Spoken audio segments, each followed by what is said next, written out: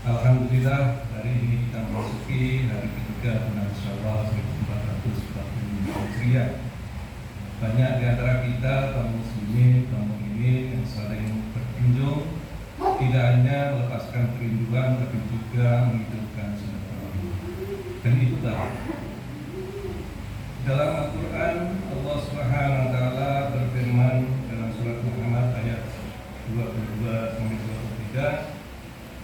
Fahal asaitum in tawallaitum an tufsidu fil ardi wa tuqatti'u arhamakum.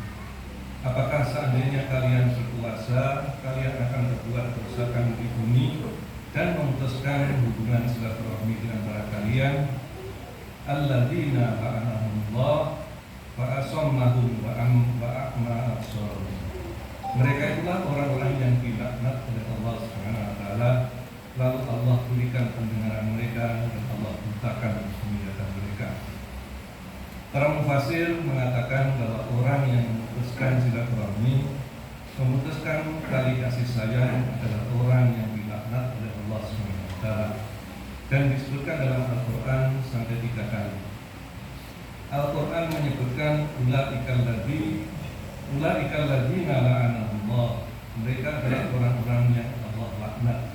Artinya Allah jauhkan dia dari kasih sayang dan rahmat dari Allah Subhanahu wa Ta'ala. Kalau ada orang yang mendapat laknat dari Allah, na'udzubillah min dzalik, orang itu di dunia akan kehilangan keberkahan dalam hidupnya, kehilangan anugerah dari Allah Subhanahu wa Ta'ala, dan di akhirat orang itu akan kehilangan pahala dari seluruh amal salehnya. Karena pahala adalah ungkapan kasih sayang Allah Subhanahu wa Ta'ala. Karena itu berulang kali Nabi menjelaskan tentang bahaya memutuskan silaturahmi. Salah satu bahaya yang paling utama adalah Allah hapus seluruh amal saleh. Jamaah rahimahumullah. Pada malam Lailatul Qadar yang telah kita lewati, banyak hadis menyebutkan bahwa semua doa di malam itu diijabah oleh Allah Subhanahu wa Ta'ala. Semua permohonan ampunan diampuni Allah Subhanahu wa Ta'ala, kecuali orang-orang yang berdoa itu saling membenci dan berada dalam perbedaan. Orang yang bertengkar adalah orang yang memutuskan silaturahmi. Itulah yang dimaksud dengan orang-orang yang berlaknat oleh Allah Subhanahu wa Ta'ala. Suatu hari Rasulullah SAW berdiri berkhutbah. Seperti biasa Nabi memulai khutbahnya dengan bertanya kepada para hadirin.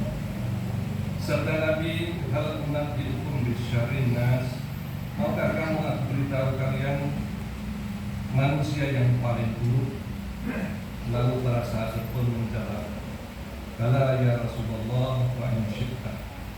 Tentu saja ya Rasulullah, beritahukan kepada kami siapa orang yang paling buruk itu. Kemudian beliau bersabda, manusia yang paling buruk itu ialah man akala wahdah wa daraba abdah wa dariddah. Orang yang paling buruk, kata Nabi, adalah orang yang makan sendirian dan tidak mau berbagi makanan dengan orang lain. Orang yang menolak pemberian dari orang yang menyayangi dia, dan orang yang memukuli hamba-hamba Allah, yang melakukan kezaliman terhadap sesama hamba Allah. Kemudian Nabi SAW melanjutkan sabdanya, tahukah kamu orang yang lebih buruk dari itu, yang lebih jahat dari itu?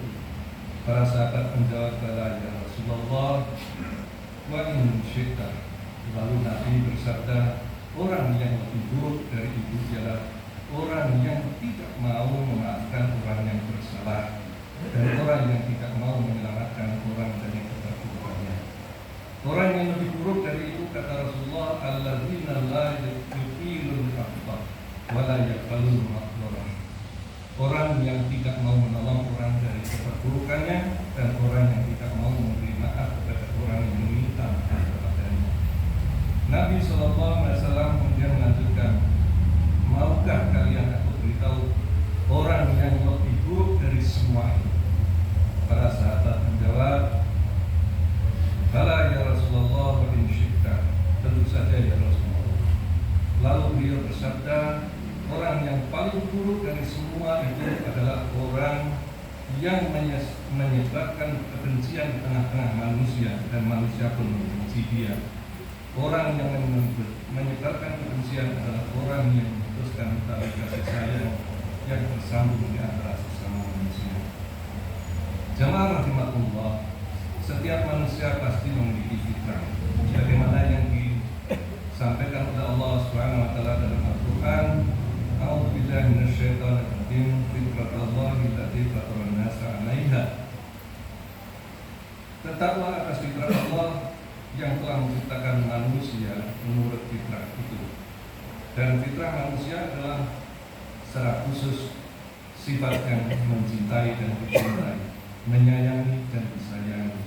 Manusia adalah makhluk yang tidak akan normal kecuali dia disayangi dan menyayangi terhadap orang-orang di sekitarnya. Karena itu Nabi Sallallahu Alaihi Wasallam menyebut orang yang menyebarkan kebencian dan hidup dengan kebencian, kemudian orang-orang pun kemudian membenci dia, adalah orang yang jauh meninggalkan fitrahnya. Manusia seperti ini sebetulnya sudah kehilangan kemampuan empatinya, yaitu kemampuan untuk ikut bersama-sama merasakan penderitaan orang lain. Karena empatilah yang menghubungkan kasih sayang kita dengan kasih sayang orang lain, yang dalam Islam sering kita sebut sebagai silaturahmi. Dan sesungguhnya inti agama yang dibawa oleh Nabi SAW adalah agama yang mengajarkan kita untuk menyambungkan tali kasih sayang, bukan saja terhadap sesama orang Islam, bukan saja terhadap orang yang beriman, tetapi juga termasuk seluruh makhluk di alam semesta ini. Karena itulah Allah Subhanahu wa taala berfirman, "Wa ma arsalnaka illa rahmatan lil alamin." Wahai Muhammad, tidak aku utus engkau wahai Muhammad kecuali untuk menyebarkan rahmat dan kasih sayang di seluruh alam semesta. Nabi SAW sangat tidak menyukai orang-orang yang mendakwahkan agama atas dasar kebencian, yang membeda-bedakan manusia karena perbedaan pandangannya tentang dirinya atau keyakinannya. Orang yang beribadah kepada Allah SWT tetapi memutuskan kasih sayang di antara sesama manusia, sebenarnya dia tidak menyembah Allah, tetapi menyembah kepada kebesaran dirinya. Orang yang merasa dirinya besar kemudian meremehkan orang lain tidak akan pernah memasuki surga Allah Subhanahu wa taala. Nabi SAW bersabda, "La yadkhulul jannah man kana fi qalbihi mithqala dzarratin min kibr." Tidak akan pernah masuk surga barang siapa yang di dalam hatinya ada perasaan takabur walaupun hanya sebesar debu. Karena takabur adalah salah satu cara untuk memutuskan hubungan kasih sayang di antara manusia. Dalam sebuah hadis yang diriwayatkan oleh Ahmad, dikisahkan beberapa orang sahabat pernah bercerita kepada Rasul Muhammad SAW tentang seorang lelaki yang sangat khusyuk ketika dia beribadah kepada Allah Subhanahu wa taala. Para sahabat itu sangat takjub dengan ibadahnya yang sangat khusyuk tersebut. Mendengar itu Nabi SAW tidak memberikan komentar apapun. Biasanya Rasul itu memberikan penghargaan pada orang yang dipuji atas kebaikannya. Dan ketika para sahabat menyebut secara sangat khusyuk orang itu dalam sholatnya, tiba-tiba orang itu yang disebut oleh para sahabat tadi hadir dalam majlis